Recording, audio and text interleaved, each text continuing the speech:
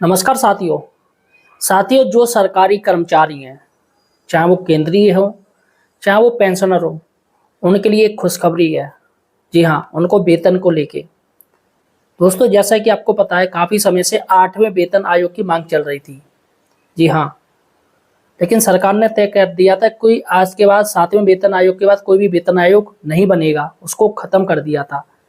लेकिन दोस्तों, अभी लोकसभा इलेक्शन हुए, जिसमें भारतीय जनता पार्टी को काफ़ी नुकसान हुआ और मुझे लग रहा वही एक फैक्टर था जिसको देखते हुए सरकार ने जितने भी पेंशन भोगी हैं या सरकारी केंद्रीय सरकारी कर्मचारी हो चाहे राज्य सरकारी कर्मचारी हो, वह केंद्र सरकार से काफ़ी नाराज चल रहे थे इस मामले में।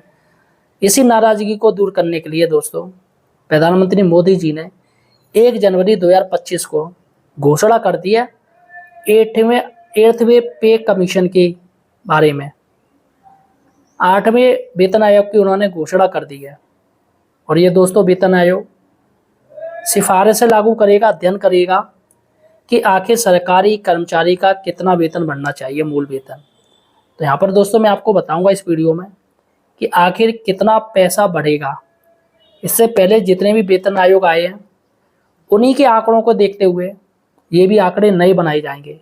जो 8वां वेतन आयोग है उसी के अनुसार बनेगा।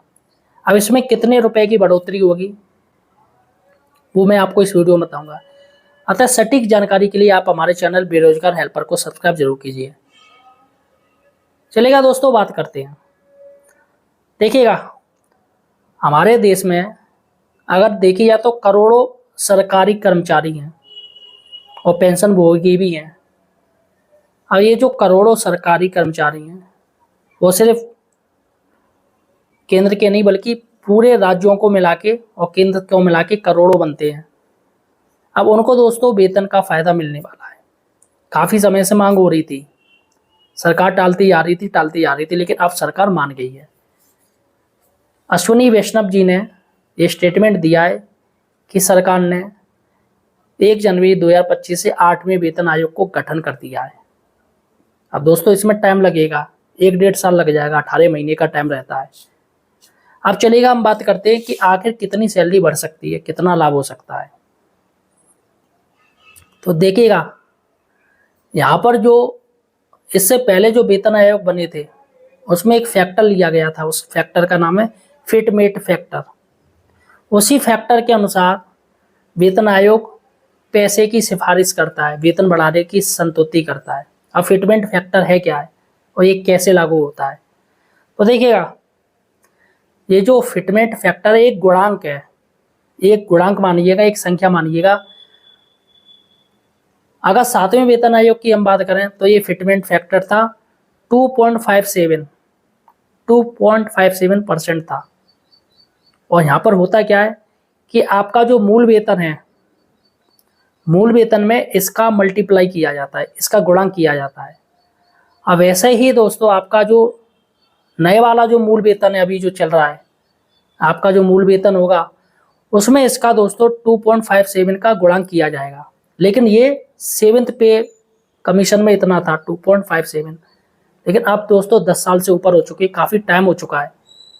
अब क्या नियम होगा इसमें, तो देखिएगा, पहले जब हुआ था 7वें वेतन आयोग में, ये जब लागू हुआ था तो उसमें जो मूल वेतन था वो 7,000 से बढ़कर 18,000 रुपये हो गया था।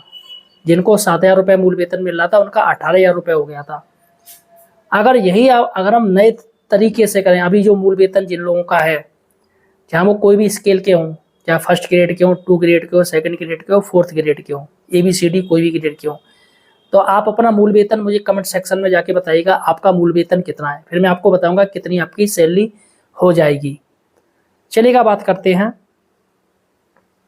Fitment factor. अब जो हो रही है बात, अब कितना % बढ़ाएगी। देखिएगा, मोदी सरकार है, आप सब लोग जानते हो कि मोदी सरकार पैसे देने के मामले में आनाकानी करती है, लेकिन चूंकि मजबूरी भी है, इलेक्शन भी है, तो ऐसे में सरकार ने जो 7th पे कमीशन था उसमें 2.57 बढ़ाया था, लेकिन इस बार थोड़ा कम हो सकता है या फिर ज़्यादा हो सकता है। विशेषज्ञ जो कह रहे हैं उनके अनुसार से इस बार जो फिटमेंट फैक्टर है वो 2.5 से लेके 2.86 तक रह सकता है। और इसी में आपका मूल वेतन का गुणांक होगा। आपका मूल वेतन क्या है, अभी आप मल्टीप्लाई कर लीजिए 2.5 से लेकर 2.86 के, इन दोनों में आप मल्टीप्लाई कर लीजिए। जो मूल वेतन बन रहा है वही आपका मूल वेतन होगा, वही उतना ही आपको सैलरी ज़्यादा मिलेगी। अब यहाँ पर अगर हम वृद्धि की बात करें तो यहाँ पर जो वृद्धि हो रही है वो 40 से 50% तक की वृद्धि होगी आपके मूल वेतन में इसके अनुसार। इसके साथ ही एक नई चीज़ और है, डीए का क्या होगा। डीए जैसा कि साल में 2 बार मिलता है, महंगाई भत्ता होता है, उसका क्या होगा, महंगाई के अनुसार आपको दिया जाता है महंगाई भत्ता। तो देखिएगा सरकार डीए को इसमें विलय कर देगी मूल वेतन में ही, और आपका जो डीए है वो नए सिरे से चालू किया जाएगा महंगाई भत्ता आपका। अब इसमें फ़ायदा क्या है, अगर डीए इसको विलय सरकार कर देती तो इसमें हमें क्या लाभ है। तो देखिएगा इसका लाभ बहुत ज़्यादा है। अगर देखा जाए तो सबसे ज़्यादा पेंशन भोगियों को सबसे ज़्यादा इसमें फ़ायदा है। इसके साथ ही जो टैक्स पेयर हैं उनको बहुत फ़ायदा है। इसमें आपको गणना करने में आसानी होगी, जी हाँ, आकलन निकालने में आसानी होगी। यहाँ आप भटकोगे नहीं, एक ही कैलकुलेशन से आपकी अच्छे से सैलरी सब कुछ सामने आ जाएगा, जिससे आपको इनकम टैक्स भरने में काफ़ी फ़ायदा होगा। ये सरकार का ऐसा मानना है। इसके साथ ही एक फ़ायदा और है अर्थव्यवस्था। अगर ये 8वां पे वेतन पे कमीशन लागू होता है तो सरकार का मानना है मुझे अर्थव्यवस्था में फ़ायदा होगा। अब अर्थव्यवस्था में इससे क्या फ़ायदा है भाई, इस पर तो सरकार को बोझ बढ़ेगा। सरकार के जो खजाने में अगर वेतन बढ़ेगा तो सरकार के खजाने में बोझ बढ़ेगा। तो ऐसे में सरकार को क्या फ़ायदा। तो यहाँ पर मैं आप फ़ायदे की बात बताऊँ। देखिएगा अगर सरकारी कर्मचारियों का पैसा बढ़ेगा, वेतन बढ़ेगा, तो जिससे सरकारी कर्मचारी खरीदारी कर पाएंगे। जैसे किसी ने सोच लिया मुझे गाड़ी लेनी है, कार लेनी है, वॉशिंग मशीन लेनी, फ्रिज लेनी है या कुछ भी लेना है, तो ऐसे में वो लोग टाल देते हैं क्योंकि उनका इतना वेतन नहीं है जिससे वो ले पाएँ। बहुत से लोग लोन लेना चाहते हैं लेकिन लोन नहीं ले पा रहे हैं। अच्छा, बैंक सरकारी कर्मचारियों को कोई भी क्षेत्र के, चाहे वो बिजनेसमैन हो चाहे किसी का भी दुकान हो, वो सरकारी कर्मचारियों को किस्तों में फ़ौरन दे देता है क्योंकि उनको पता है इनकी सरकारी नौकरी है, इनका मीटर चलता रहेगा और हमें टाइम टू टाइम किस्त मिलती रहेगी। और सबसे ज़्यादा लोन भी बैंक सरकारी कर्मचारियों को ही देते हैं। अब ऐसे में अर्थव्यवस्था में बूम आएगा क्योंकि जब सरकारी कर्मचारियों का वेतन बढ़ेगा तो वो सरकारी कर्मचारी मार्केट में जाके खरीदारी करेंगे। जब खरीदारी होगा तो ऐसे में क्या होगा, ऐसे में बूम आएगा, सरकार को फ़ायदा होगा। ऐसे सरकार को नहीं, सभी लोगों को फ़ायदा होगा क्योंकि उनकी बिक्री बढ़ेगी।